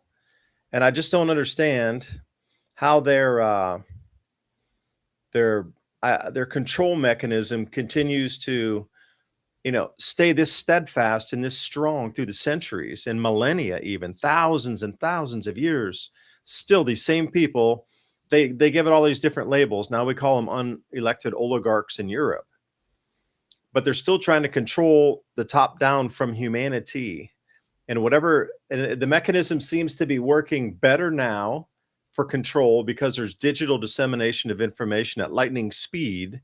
Because before, back in the King's day, the Gutenberg press, when it was first invented, you got to think about, you know, the opposition to it. They're like, terrible, the Gutenberg, you can tell the kings are going to make a raw for the king. But in the back, they're going, hell yeah, we got to go back. We could put out disinformation even back in 10 times faster and get people to start to fight amongst themselves even faster. So you got to start to think about 300 years ago, they were already taking advantage of information through a printing press being pushed out faster. And to a point back to the monks in the 1200s, you know, rewriting every single one of the manuscripts. It'd be like, I was reading some of these accounts that have like 30, 50 monks literally in with those open books, writing one letter at a time. R, everybody, okay, R, and then they agreed, and then they all wrote the one letter, and then they moved on to the next letter. But they translated entire, or I shouldn't say translate, but they rewrote entire Bibles one letter at a time in agreement on single letters before they'd even stroke the letter. So there would be zero mistakes.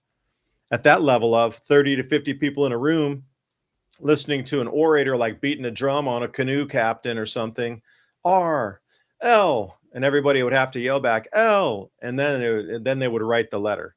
Right. That's crazy. And then you got Gutenberg press, so it could only move at a certain speed. Gossip only moves so fast as the horse.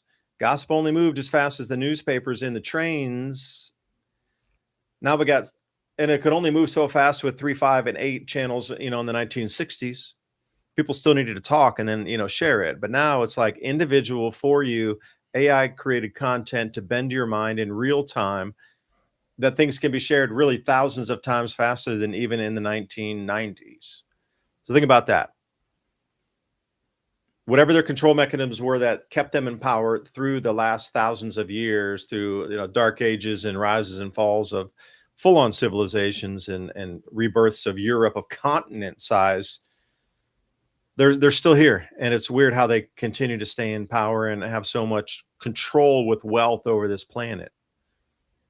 Well, think about this. You put this map up here, and right around this area and to the south of it, including over in Ireland, massive amounts of tin was being shipped out in the ancient world to the Roman Empire and pre-Roman times, and they had these really fancy, all the way up into Scotland, these fancy stone-made houses that they lived, and they lived in relative wealth, like the pottery, and other things found in those little stone homes was that of rich people of the time. And all they did is sit there and then go meet people on the coast that came in boats to get their tin and would trade them all these goods from all around the world. And that's why they would get things from like, citrus and grapes and, all kinds of different potteries from the Middle East, including gold and silver items. That was going on pre-Roman and then all through the Roman age. And then later you see the seats of power come out of their free Scottish free rights and the British Empire and all of that stuff all come out of the same area later. But to your other point about the individual stuff here, let me talk. Here's what the gold of the Celts were wearing. So if I might share this screen with you here. So what Ransom's coming on is, this is the wealth that was traded in that area for tin. So you got to think about the tradability of metals. Now, currently, if you had a job, wink, wink, the new big thing is collecting all of the pennies that are solid copper, because those are going to be worth more and more and more. And also the nickels that are solid nickel, not the alloys. So the money is being harvested through our country here to bring back base metals out of our monetary system, which is another way to destroy wealth. So we're even getting milked at the penny and the nickel level. Really, the copper, we're being given junk when that copper was disseminated at a certain price. It's being pulled back in and stolen from the populace. Now, those who are in the know really start to collect all of these very solid copper pennies before 1983, and then the nickels as well, because they're actually, the weight of a pound of that is far more than the value of the face on the metals. And there's so many people that'll melt that down in a second. They'll actually give you the price on that. Yeah, it's because some of the pennies are selling for up to $5 a pound now, $4 a pound on the pennies, solid copper pennies. But the reason I say that, tin has its own price. But if you have a tin mine, you could also trade jewelry made of gold for a certain amount of tin. And this is the gold. Now get this, they weren't trading bullion. This is the stuff they were trading for here. So I hope you can see the screen. And I know you're a fan of gold as much as me. But this is the wealth you're talking about here that was coming into the place, that was found in people's homes. This kind of gold. Look at the fine workmanship on that. Right. This, we put everybody as barbarian. They got a chisel and a shovel and they couldn't do anything. But look at the workmanship on this gold. This is what they were finding in those same Celtic areas. Like, the gold that was being traded. That's a very, very nice piece right here. Like, look at this. I'll zoom it in for you. Like, you're talking a master goldsmith, 35, 40 years of the craft to be able to make something like that. And you look at it, and we can barely make anything like that today. But going back, that's 250 BC. Look at and it came from Spain, and it arrived over in Celt land somewhere, Ireland, tin mines, Scotland, this area it popped up in. But look at I'm just so shocked at these types of, relics. It's 2,200 years old. And the workmanship on this is, look at the spiraling metal there too, the way the DNA strands are twisting. Right. Like we need machine work to do that now to get that tight. It's just mind-boggling how good they were at these types of arts and crafts with metallurgy back then when we were told they were barbarians through the linear history that we know. It's just absolutely insane that this workmanship level was 2,200 years ago, and somehow that whole line of engineering and mathematics and metallurgy disappeared for 2,000 years. Then we just popped up making, compressed air energy technology in the 1700s. Like what? Where did that 2,000, or I'll be generous and say 1,500 years of time go to? Well, they were pretty handy with the metals, at least back 5,000 years in Eurasia, moving. Metals is technology, man. Metals Right. is technology. And and this is the other thing. It goes back to what we were saying earlier, and that they're kind of changing the world here in this way. This is the and you brought this up a minute ago. It's the tailored to each person, but when you're looking at these articles and you're being tailored to, you have to realize, if you're not paying attention, you might not realize, but you would have to realize that there's a lot of errors, fictional quotes. And they're talking about, this is the Washington Post's AI generated podcast. And I remember only a few years ago when I brought up the article that was talking about the first AI newspaper that had came out. And then, it spread to the other websites. And here is probably the only thing that I've seen on the internet that you could consider good news in a while. Home prices going down. But when you look, it's not really going down much, only 1.4%. So, to somebody that's trying to come up and buy a house, that doesn't help them, but it does for people that are right around the market value. But most of these things you don't even see going in the positive. And I actually meant to bring this up last week, but forgot. Wait, what was that when we're quarantine in North Carolina? Can you go back to that one? And that's a really important one. Okay, well, that's South kind of Carolina. I have a scary, Ransom, because I'm one state over from that, and I didn't hear about that. Right. Can well, you I was please about go to back go to that there. article? I will. I was going to go there like in an order of these ideas here. Yeah, So please. That's ridiculous. they're How did I setting not hear us about up that? for they're setting us up for a 2020 thing, and this is something I meant to bring up last week. So we're looking at job losses, manufacturing down 9 months in a row. We got layoffs, right? We got the Fed chair Jerome, whatever, saying that job numbers are being overstated. But then when you go back here, you see that the EU and everybody's ready to go back to pandemic era mask mandates and viruses surging of different kinds. And then you move over into the US and they're already, setting us up for this type of thing here. South Carolina measles outbreak is accelerating during hundreds into quarantine. And you got hundreds quarantine in South Carolina, measles outbreak. But this is measles, and supposedly, most people are protected against that and aren't, they shouldn't worry about getting that supposedly. But the point is that they're trying to go back to a previous era of recent times and bringing back mandates. And you kind of see, governments admitting to certain things. We won't get into that because you know how YouTube is. But they're setting up the whole thing for a manipulated everything. So from your emotional response to the news you think you're getting that's full of errors and theories and half truths and everything, to the point where people are going to be, through technology, forced to think in a certain direction, almost like over here where the Taliban forced, they say they forced them. I don't know. Supposedly the victim of the execution had killed this kid's family or something like that. But 80,000 people went to a stadium to watch it. And, that's how they change the public's attitude, kind of if they're not going in the right direction. And that just ties back into the technological, side of things there, where they're going to be controlling what children think, dumbing them down at the same time, rewiring their brain, using this technology. And it's so easy to slip into the home, so to speak, because it's, basically passive passive entertainment is how they're doing it. So they're going to skip over, and then you have this. This is also passive emotions right here, because you're forced to see some kind of event. And it's not unlike what they're doing over there, like what the Taliban's doing, where you can force 80,000 people. But think about the whole network that they're talking about. We're talking billions of people can be forced into watching or participating a certain thing and having an opinion on it all of the sudden. And then more industry being shut down over here.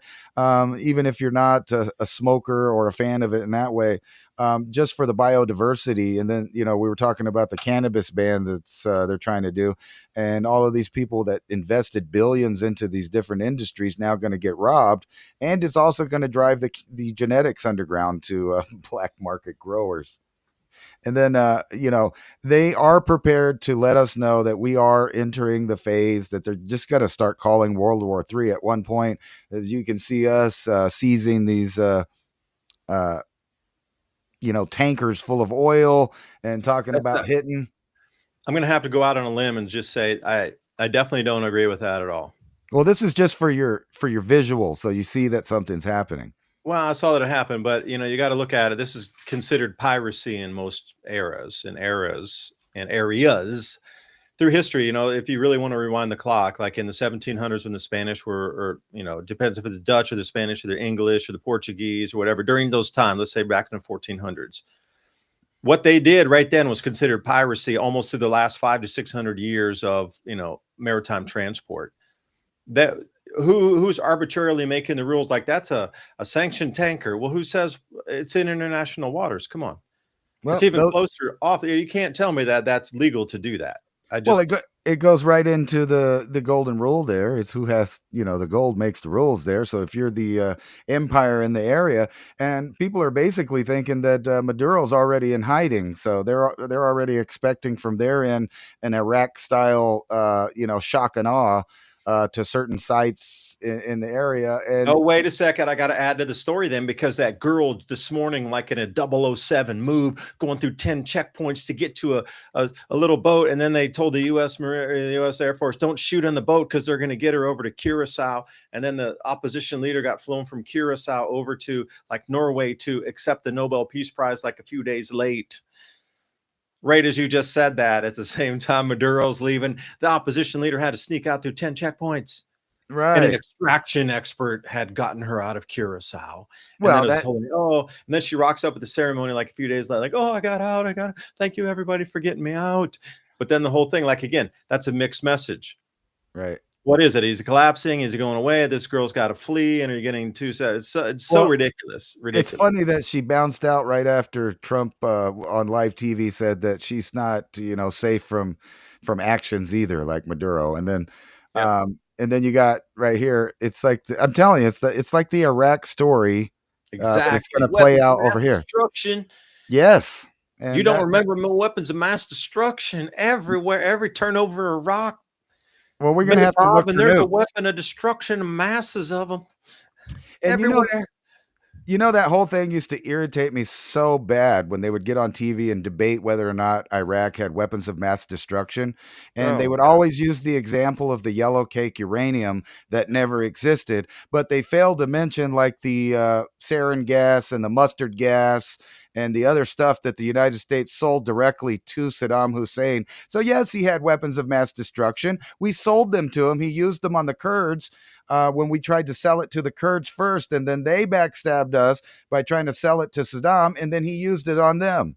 So it's a whole funny thing that we never brought up. It didn't even work, really. That's the whole thing. That was, right. I don't know whether, I hate to cut you off, man, but it didn't work as planned. Like, right, these chemical weapons in your mind, they just absolutely decimate everything. There's not a living thing around. It's the most dangerous thing on the planet. But in real life, using them on the battlefield, dude, they were inoperable.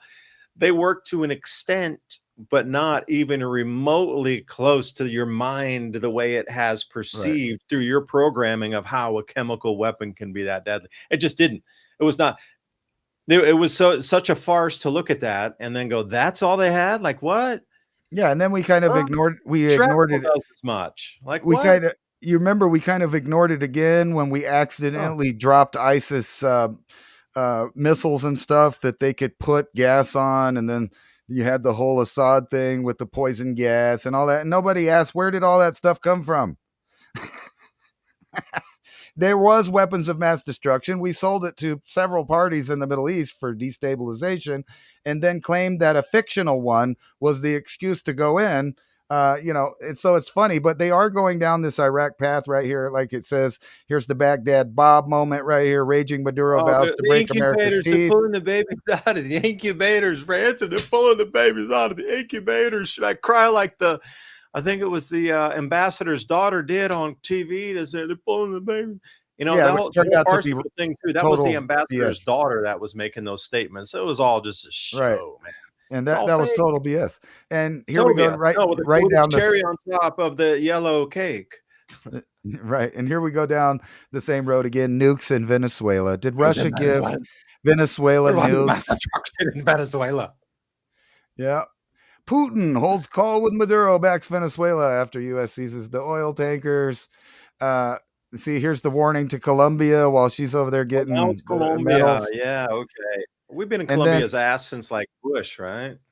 right, and then Exxon's saying, you know what? Good for us. We're gonna billions earning growth. That sounds all good because you remember Chavez burned Exxon and all They of those did. guys. And now we're doing it back, and we're going to take over that spot. But recently, For they've free. admitted For free. We got a discount. We got the 5-finger discount. right, and then you got Denmark cutting funding to Ukraine, which you're going to see several other countries follow this route, including the U.S., because we're going to go ahead and turn Ukraine into East and West Germany. We're gonna deal with it half down the middle. Zelensky, he played himself out of a hand to stay in there, so they're just going to cut it up without him. Europe saying that we're an enemy because we don't want to go into World War III with Russia, but they are determined to continue to do it. Right here, Russia So crazy rapidly too. gaining Those territory in articles coming Ukraine. out. One of those Here's articles this one. coming out today. No, go ahead. No, here's another Yeah, one that's that's exactly talking what I about. wanted to reference here. Yeah, they're going to prepare for a war that for me, my grandparents. Yep, it's WW2 again. We just They moved endured a the lot, man, names. coming back from that war. Fuck. Yeah, they want to do it again. But it goes along with the Agenda 30 plan to reduce population worldwide by 80%. 80% is a big number. Even the Georgia Guidestones said basically 90%. So that figure between 80 and 90 is the number that they want to go with. And you can go to different TED Talks and listen to these different technocrats talk about how they agree with that, including, remember Bill Gates, where he gave the whole formula. If we just, give enough people medicines, then that'll control the population. Europe to prepare for war-sized conflict with Russia. So, like, I got all the different flavors of it here. You're left, you right, you're the conspiracy theorist. Guess what? All of them are saying we are going to world war. And leak files show that U.S. wants to persuade 4 nations to leave the EU. We had a leaked document the other day that talked about how if we had... Ransom, which nations are they asking to leave? Does it say? It sounds Poland. like... Okay, Hungary. Well, Hungary wanted to get out anyway. Italy wants to be out. Poland. These are all nations that were already like, hell, help us to get out of here already. But Austria. You remember... Well, I went to Austria down. That's like the center. There's like if there's a second center of the EU, it's in Austria. I tell you, I came in the 1990s, the late 1990s. I came back to New Mexico after leaving as a young person and coming back. And when I got here, the Air Force Base had Italian, German, Japanese, and Korean pilots learning how to fly, right? So when you drove into the base, you saw all the flags of the axis of evil, right? So I don't know why they're playing games with the order of nations that team up with each other. But today you can see that, I don't know, Austria, Hungary, Italy, Poland, these are all the World War II countries, right? And then we have the factions, but they're changing. You have Turkey talking about they want to go ahead and help build an Islamic State, which is basically a repeat of the Ottoman Empire. They're lining everything up to be a copy where they're just switching it around. And another document that leaked the other day was supposedly our think tank's version on what would happen if we tried to defend Taiwan, in which it said we would lose to China. And then, we talked about that last week also. Yeah, but hold on, Ransom. Hold on. I'll say the same thing again for anybody out there that's scared of that. if the chip manufacturing is hindered with or destroyed or damaged, or that supply chain is cut off, all of this global agenda that we're hearing about stops and it rolls back 5 years or even more because they just won't have the chips to do that. So, you're looking at one thing what they're saying out of the side of their mouth, but then on the other side of the mouth of the 2030 goals are non-accomplishable. This is really not even remotely accomplishable without all the continuous chip production. Never ending, ceasing mountains of this stuff rolling off the island to be able to fly out everywhere else to get these devices produced. That's To why put they're them in informing place us. for this control net. And without them, you cannot complete the 2030 agenda. So don't believe the hype is what I'm saying. Well, it seems like somebody's trying to throw a wrench in it as far as who gets to control the outcome of the Agenda 30. And there's several players in it there, but this is the U.S.'s answer. We're just going to start we're going to start it up here. We're going to start ripping the materials out of our allies' countries and our own. And like this one, that's why I pointed this out: U.S. military developing small refineries for critical materials so that they could, what does it say down here? Compete with China. Right here, compete with China, because we're going to go to war with China. And I went just this last point. Last week we were talking about Operation Fast and Furious and how did the CJNL or whatever the initials are for the big new cartel with all the Kevlar helmets and the body armor and the new M4 platform with 203 grenade launchers and armored vehicles and the whole plethora of 223 556. They got it. And then here just the other day, Obama's DEA chief financial director arrested and charged with laundering $12 million for the Mexican drug cartel, which is exactly the one that we were speaking of. And right here, 25-year DEA veteran also schemed to provide high-grade military equipment to dangerous cartels, according to DOJ documents. And if you remember, we had the whole Eric Holder and Obama thing, the Fast and the Furious, with leaked emails, basically saying that they were arming not only gangs in U.S. cities, but gangs in other countries. Now, why would they do that? Well, they told us why, right in the emails, to attack the Second Amendment and the ability of the American to own and possess its own protection device systems. It was there to cause chaos, mass shootings and attacks. But really, that wasn't it. Really, it was just to fund and destabilize south of the border here so that we can accomplish a third world war, but in the Western Hemisphere. Provided things stay stable enough. And that's where, the rubber meets the road. When you look at the amount of earth changes currently happening, I mean, the stability of, and this is what the connection, I think, is for the best term.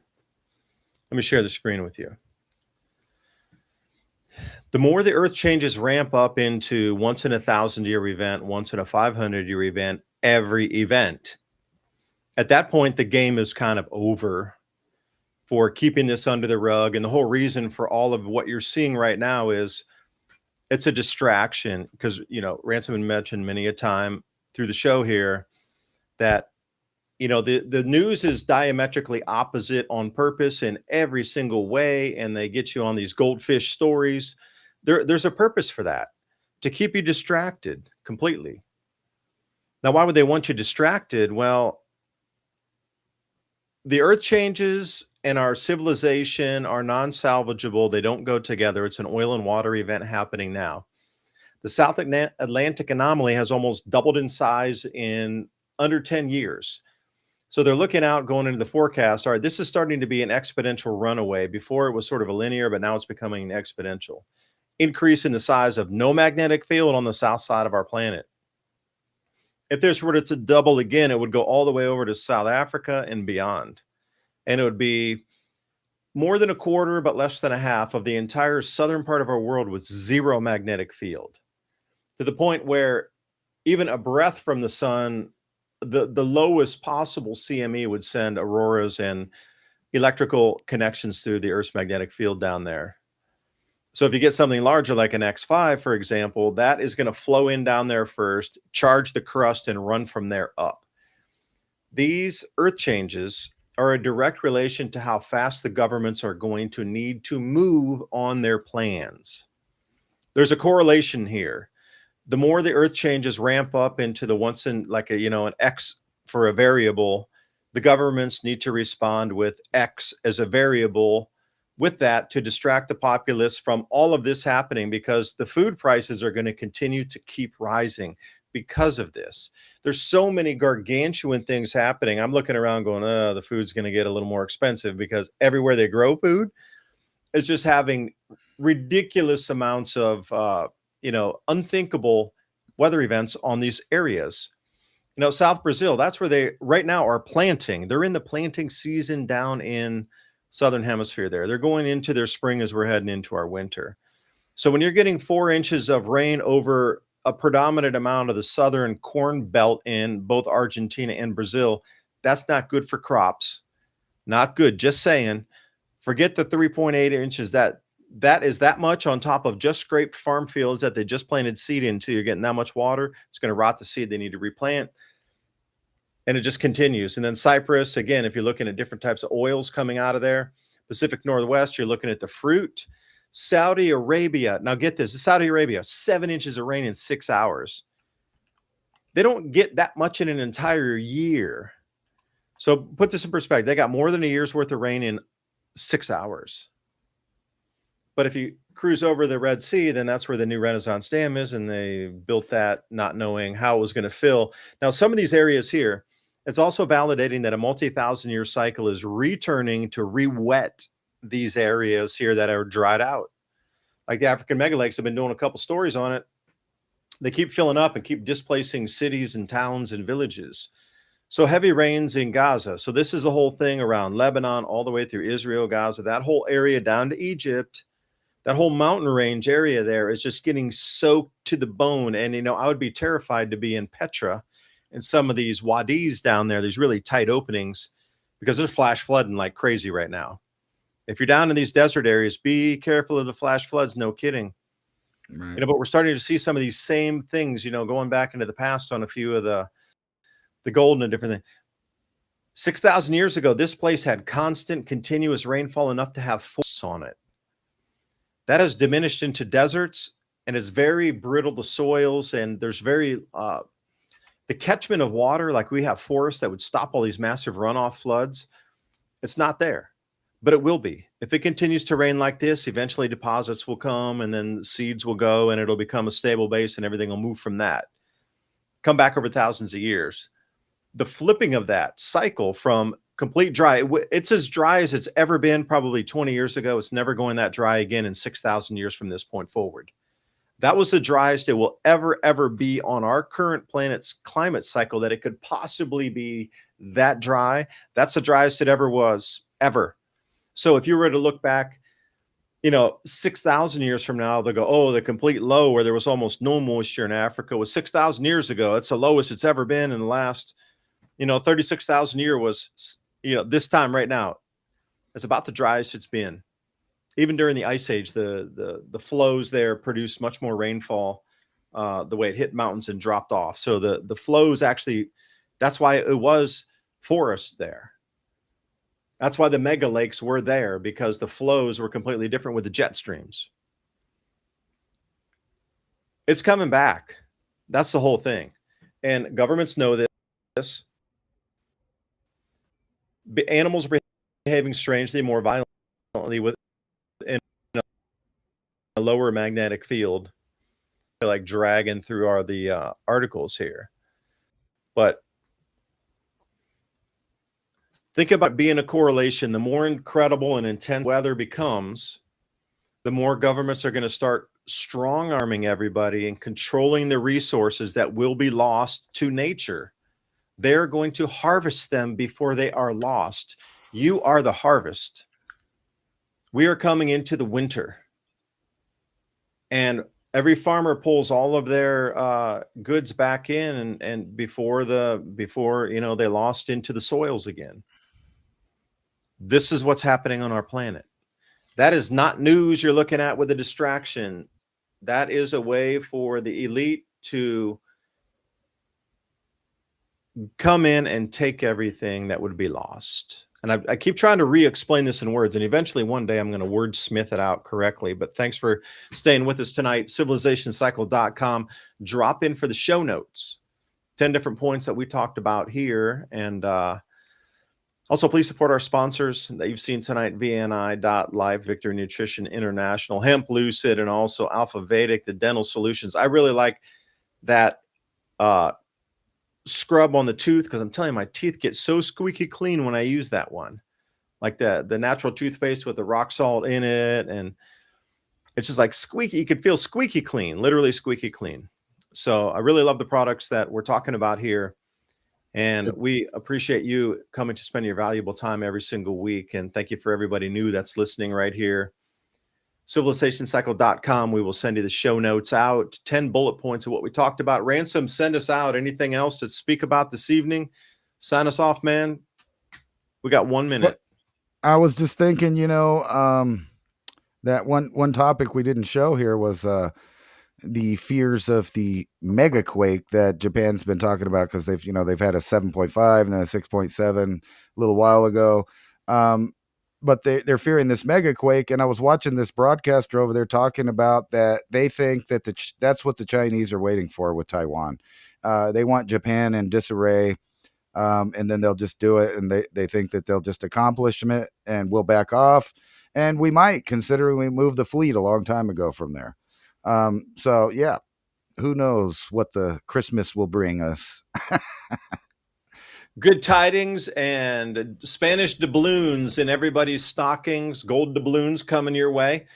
Wish you the best. Manifest. Kilograms of gold coming into our stockings.